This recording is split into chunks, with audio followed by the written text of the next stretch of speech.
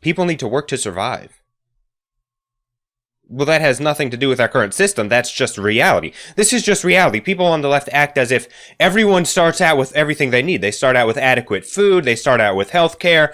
And, because of our capitalist society, we give all that stuff away to, 1% of the population.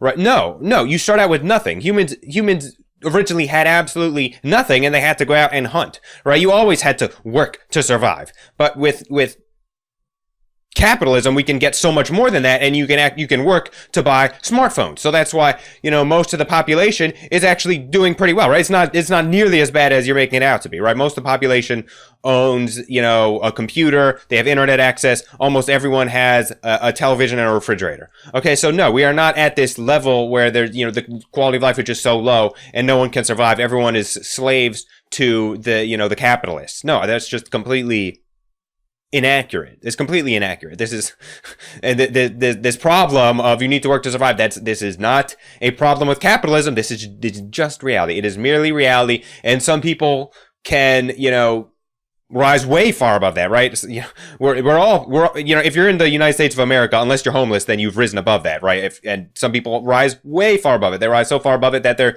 kids don't have to work to survive. But that's not worth dismantling the whole system because some people have privileges, right? Because we're all going to suffer if you try to dismantle that system, okay? But if you think it's so unlivable here, then the first thing you should do is stop trying to inflate the population. Stop trying to immigrate as many people here as possible, right? Because first of all, we're in such a terrible situation. Why would you want people to come here in the first place?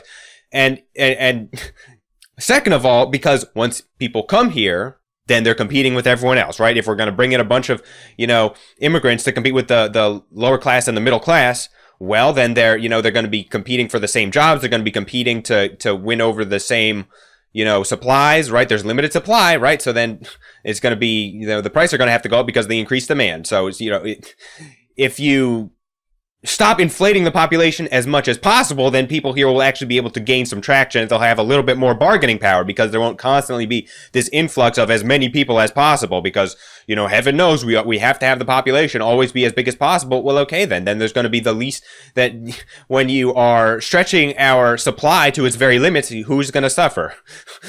Not the rich, okay? That's not who suffers when you are, mangling the economy like this. That's not who suffers. It's the poor who suffer always, right?